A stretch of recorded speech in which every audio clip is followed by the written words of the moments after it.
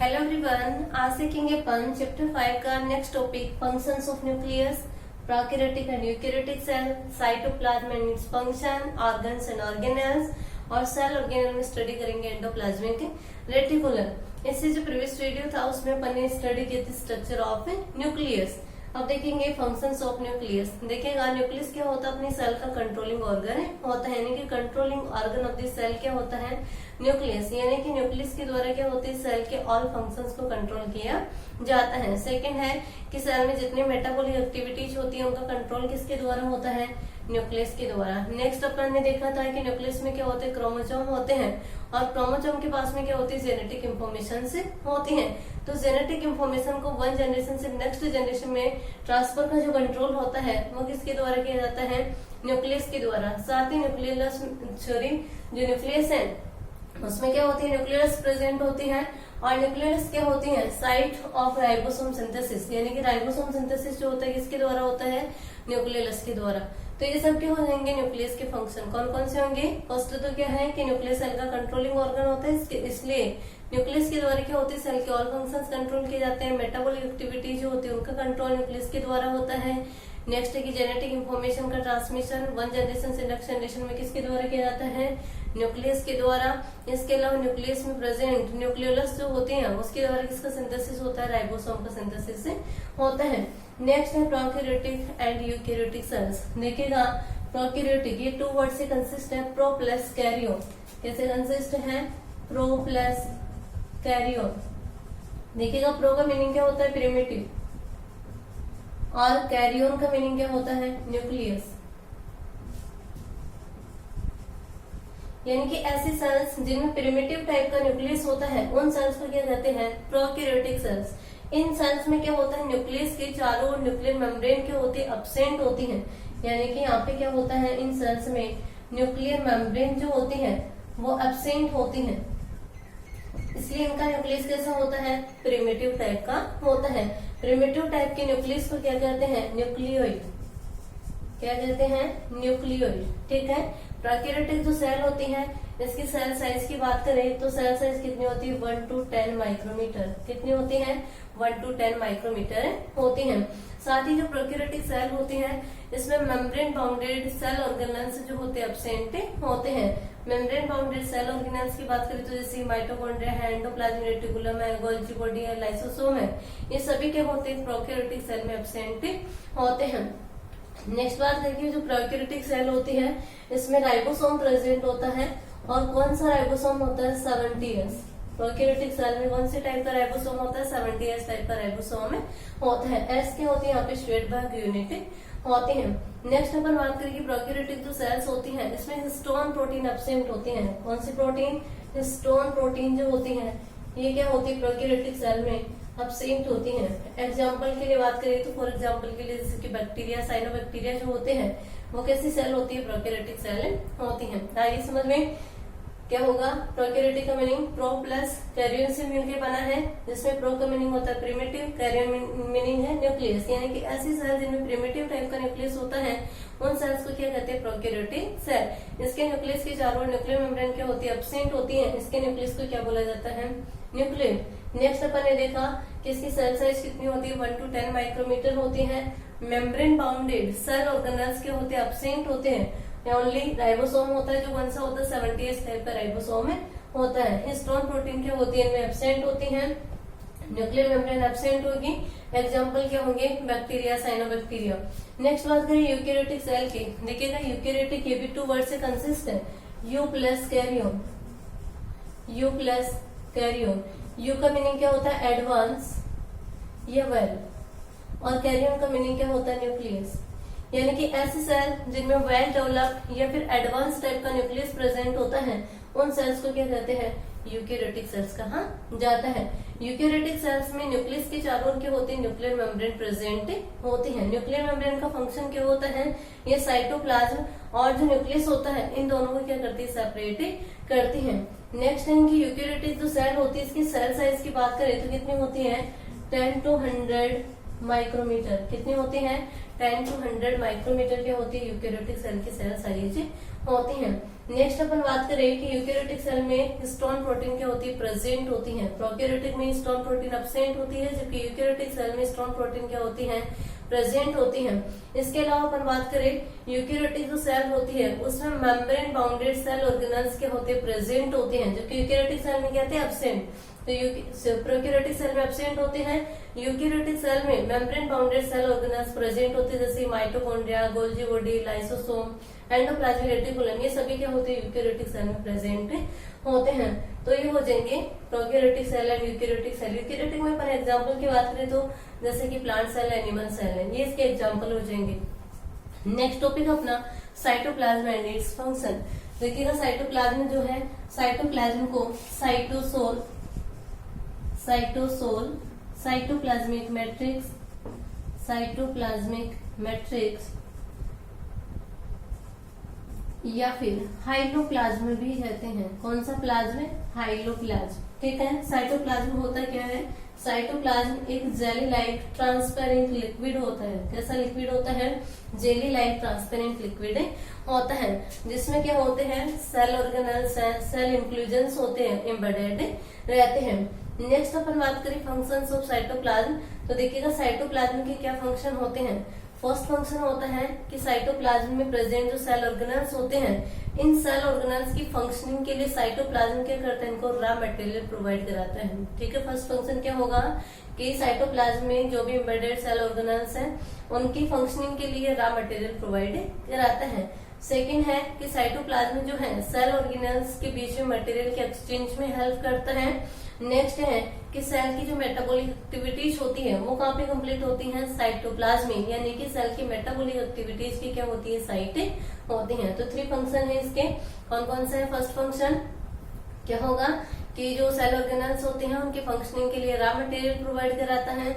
Second है cell organelles के बीच में मटेरियल का एक्सचेंज करता है। और थर्ड है कि सेल की मेटाबॉलिक एक्टिविटी की क्या होती है, साइट होती है। सेल की मेटाबॉलिक एक्टिविटीज कहाँ पे परफॉर्म होती है, साइटोप्लाज्म में। नेक्स्ट अपन आगे देखते हैं ऑर्गन्स एंड ऑर्गेनेल्स। देखिएगा पहले ऑर्गेनेल्स क्या होते हैं, तो ऑर्गेनेल्स क्या होते हैं, यूकेरियोटिक सेल्स में प्रेजेंट स्मॉल स्ट्रक्चर्स जो होती हैं या माइक्रोस्कोपिक स्ट्रक्चर जो होती हैं उन्हें क्या कहते हैं, ऑर्गेनेल्स। किसे बोलेंगे, यूकेरियोटिक सेल में प्रेजेंट स्मॉल साइज या माइक्रोस्कोपिक साइज की जो स्ट्रक्चर होती हैं उन्हें क्या कहा जाता है, ऑर्गेनेल्स। ऑर्गेनेल का फॉर्मेशन किससे होता है, माइक्रोमोलिक्यूल एंड मैक्रोमोलिक्यूल्स के द्वारा इसका फॉर्मेशन होता है। नेक्स्ट अपन बात करें दोनों में डिफरेंस की, ऑर्गन्स एंड ऑर्गेनेल्स। ऑर्गेनेल्स के एग्जांपल देखो पहले, जैसे कि माइटोकॉन्ड्रिया है, गोल्जी बॉडी है, एंडोप्लाज्मिक रेटिकुलम है, लाइसोसोम है, ये सभी अपन आगे डिटेल में स्टडी करेंगे। नेक्स्ट अपन देखते हैं difference between organ and organelles. देखिएगा ऑर्गन और ऑर्गेनेल्स में क्या डिफरेंस होते हैं।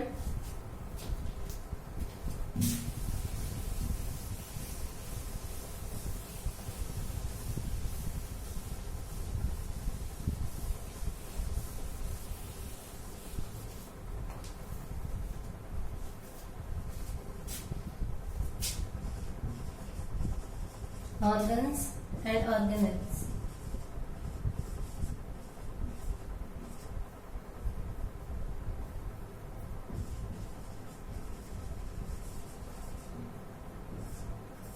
देखिएगा ऑर्गन्स की बात करें तो ऑर्गन जो होते हैं ये मल्टी सेलुलर ऑर्गेनिज्म में प्रेजेंट होते हैं।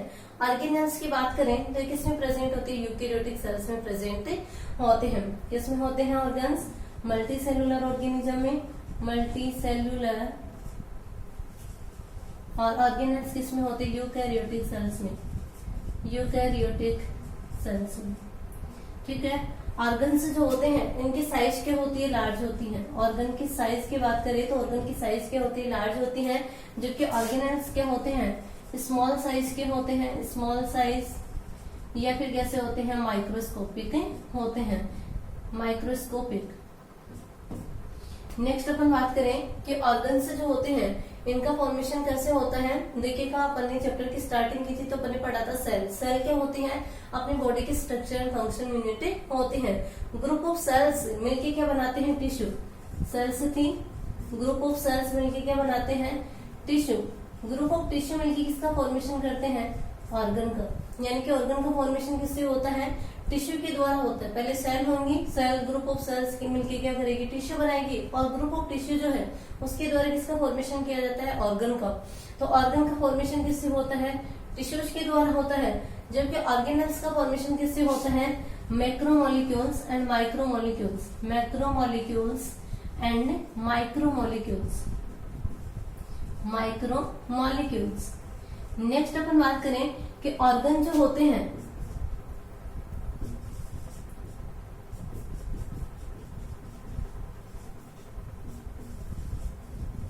नेक्स्ट है कि ऑर्गन्स जो होते हैं ये एक्सटर्नल या इंटरनल हो सकते हैं, जबकि ऑर्गेनल्स हमेशा कैसे होते हैं, इंटरनल। ऑर्गेनल्स कैसे होते हैं, हमेशा इंटरनल होते हैं। ऑर्गन्स जो होते हैं मे बी एक्सटर्नल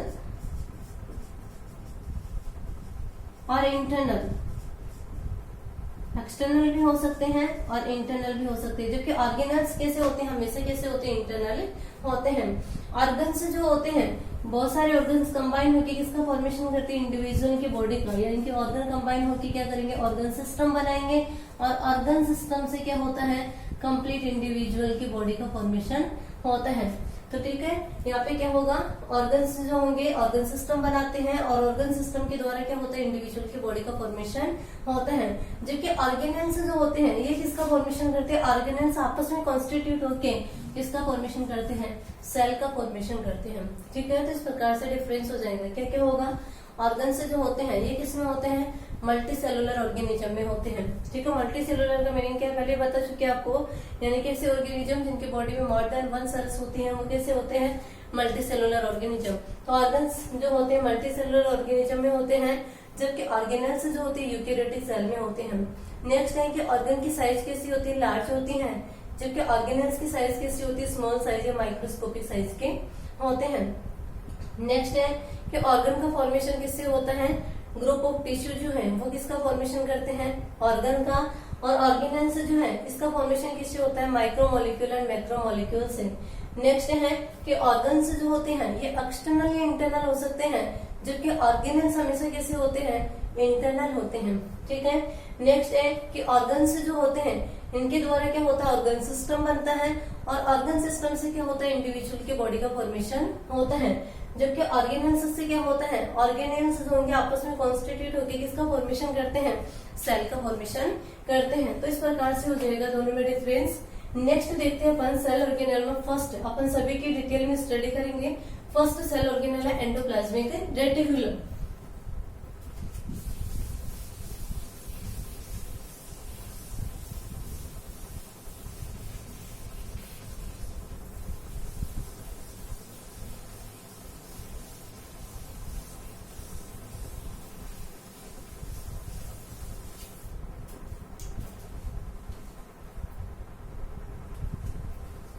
देखिएगा एंडोप्लाज्मिक रेटिकुलम, रेटिकुलम का मीनिंग होता है, रेटिकुलम इसका मीनिंग होता है नेटवर्क। क्या होता है, नेटवर्क। तो देखिएगा एंडोप्लाज्मिक रेटिकुलम क्या होते हैं, ये मेम्ब्रेन बाउंडेड चैनल्स का कॉम्प्लेक्स नेटवर्क होता है। क्या होता है, ईआर या एंडोप्लाज्मिक रेटिकुलम जो होती है मेम्ब्रेन बाउंडेड चैनल्स का क्या होता है, कॉम्प्लेक्स नेटवर्क होता है। एंडोप्लाज्मिक रेटिकुलम जो है लोकेशन क्या होती है इसकी, अपन ने न्यूक्लियस की स्ट्रक्चर में भी देखा था कि आउटर न्यूक्लियर मेम्ब्रेन है वहां पे क्या है होती है, एंडोप्लाज्मिक रेटिकुलम में होते हैं। तो इसकी लोकेशन क्या होती है, आउटर न्यूक्लियर मेम्ब्रेन या फिर प्लाज्मा मेम्ब्रेन से अटैच होती है। नेक्स्ट है कि एंडोप्लाज्मिक रेटिकुलम जो होती है ये 3 स्ट्रक्चर से कंसिस्ट होती है। कौन कौन सी होती है, फर्स्ट है सिस्टर्नी, सेकेंड है ट्यूब्यूल्स, और थर्ड है वेसिकल्स। कौन कौन सी स्ट्रक्चर होती हैं, सिस्टर्नी, ट्यूब्यूल्स एंड वेसिकल्स। देखिएगा फर्स्ट अपन बात करें सिस्टर्नी की, तो देखिएगा सिस्टर्नी कैसी होती हैं,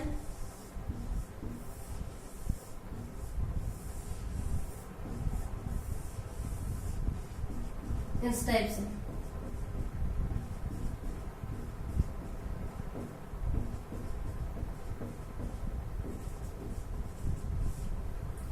देखिए सिस्टर्नी कैसी होती हैं, फ्लैटनेड, साथ ही अनब्रांच्ड, ब्रांचेस नहीं है इसमें, फ्लैटनेट होती हैं, अनब्रांच्ड और एक दूसरे के क्या है पैरेलली अरेंज होती हैं। तो सिस्टर्नी क्या होती हैं, फ्लैटनेट, अनब्रांच्ड और पैरेलली स्ट्रक्चर से होती हैं। सिस्टर्नी जो होती हैं रफ एंडोप्लाज्मिक रेटिकुलम का मेजर पोर्शन बनाती हैं। क्या है, सिस्टर्नी जो है मेजर कंपोनेंट किसका होती है, रफ एंडोप्लाज्मिक रेटिकुलम का। नेक्स्ट है ट्यूब्यूल्स। तो ट्यूब्यूल्स क्या होती हैं, ये ट्यूब लाइक एक्सटेंशन होते हैं। कैसे होते हैं, ये ट्यूब लाइक एक्सटेंशन होते हैं, ट्यूब लाइक एक्सटेंशन होते हैं। और इन ट्यूब लाइक एक्सटेंशन जो है ये सिस्टर्नी वेसिकल के साथ जुड़ के किसका फॉर्मेशन करते हैं, रेटिकुलर सिस्टम का। किसका फॉर्मेशन करते हैं, रेटिकुलर सिस्टम। क्या होंगे ट्यूब्यूल्स, ये ट्यूब लाइक एक्सटेंशन होते हैं जो सिस्टर्नी वेसिकल के साथ जुड़ के किसका फॉर्मेशन करते हैं, रेटिकुलर सिस्टम का फॉर्मेशन करते हैं। नेक्स्ट है वेसिकल्स। तो वेसिकल क्या होती हैं, ये ओवल या राउंडेड शेप की वैक्यूल लाइक स्ट्रक्चर होती है। इस टाइप से ऐसी होती हैं वेसिकल्स जो होती है ओवल या राउंडेड शेप की वैक्यूल लाइक स्ट्रक्चर से होती हैं। ट्यूब्यूल्स और वेसिकल्स जो है ये स्मूथ एंडोप्लाज्मिक रेटिकुलम का मेजर पोर्शन बनाती हैं। क्या है कि ट्यूब्यूल्स एंड वेसिकल्स जो होती हैं ये एसईआर या फिर स्मूथ एंडोप्लाज्मिक रेटिकुलम का मेजर पोर्शन बनाती है, जबकि सिस्टर ने किसका बनाती है, रफ एंडोप्लाज्मिक रेटिकुलम का। नेक्स्ट है यहाँ पे कि एंडोप्लाज्मिक रेटिकुलम की सरफेस पे राइबोसोम की प्रेजेंस एंड अब्सेंस के बेसिस पे एंडोप्लाज्मिक रेटिकुलम को 2 पार्ट्स में डिवाइड किया गया है। फर्स्ट है रफ एंडोप्लाज्मिक रेटिकुलम और सेकेंड है smooth endoplasmic reticulum. Rough endoplasmic reticulum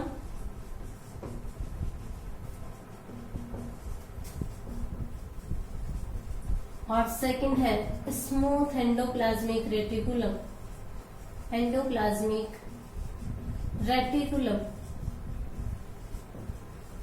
देखिएगा, फर्स्ट रफ एंडोप्लाज्मिक रेटिकुलम यानी कि ऐसे एंडोप्लाज्मिक रेटिकुलम जिसकी सरफेस पे राइबोसोम प्रेजेंट होते हैं और राइबोसोम की प्रेजेंस की वजह से कैसे अपीयर होती है, रफ अपीयर होती है, इसलिए इसको क्या बोला गया, रफ एंडोप्लाज्मिक रेटिकुलम।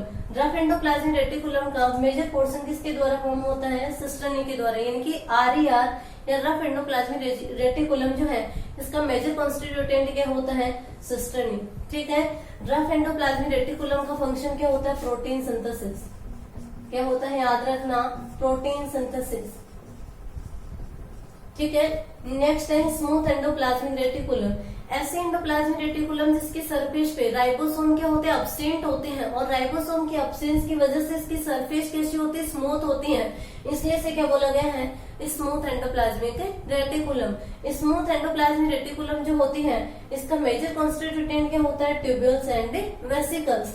और स्मूथ एंडोप्लाज्मिक रेटिकुलम जिसका मेन फंक्शन क्या होता है, lipid and steroid synthesis. Lipid and steroid synthesis. आगे समझ में, आरईआर क्या होती है, रफ एंडोप्लाज्मिक रेटिकुलम यानी कि एसईआर जिसकी सरफेस पे राइबोसोम प्रेजेंट होते हैं जिससे वो रफ अपीयर होती हैं, इसलिए इसे रफ एंडोप्लाज्मिक रेटिकुलम बोला गया है। मेजर कॉन्स्टिट्यूटेंट क्या होता है इसका, सिस्टर्नी होती है और फंक्शन क्या होता है इसका, प्रोटीन सिंथेसिस। नेक्स्ट अपन ने देखा स्मूथ एंडोप्लाज्मिक रेटिकुलम, ऐसी एंडोप्लाज्मिक रेटिकुलम जिसकी सरफेस पे राइबोसोम अब्सेंट होते हैं इसलिए वो स्मूथ फील होती है, इसलिए इसको क्या बोला गया, स्मूथ एंडोप्लाज्मिक रेटिकुलम। मेजर कॉन्स्टिट्यूटेंट क्या होता है, ट्यूब्यूल्स एंड वेसिकल्स और फंक्शन क्या होता है इसका, लिपिड एंड स्टेरॉइड सिंथेसिस।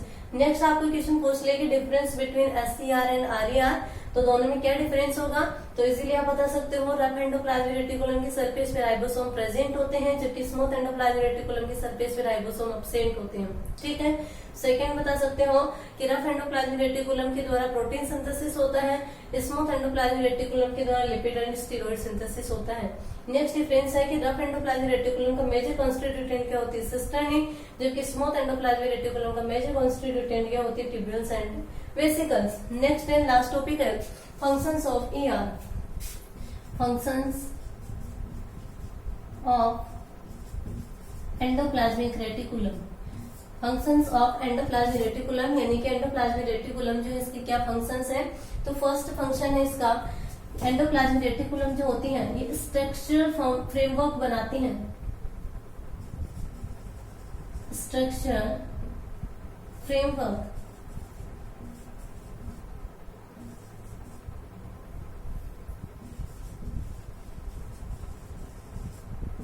क्या इसका फर्स्ट फंक्शन है? स्ट्रक्चरल फ्रेमवर्क बनाते हैं, साथ ही सेल को क्या करते हैं? मैकेनिकल सपोर्ट प्रोवाइड कराती हैं। ठीक है, क्या होगा? स्ट्रक्चरल फ्रेमवर्क प्रोवाइड कराते हैं और सेल को क्या करती हैं? मैकेनिकल सपोर्ट प्रोवाइड कराती हैं। सेकेंड इंपॉर्टेंट फंक्शन है इसका, ये मेम्ब्रेन बायोजेनेसिस में हेल्प करती है। मेम्ब्रेन बायोजेनेसिस में हेल्प करती है या इम्पोर्टेंट रोल प्ले करती है।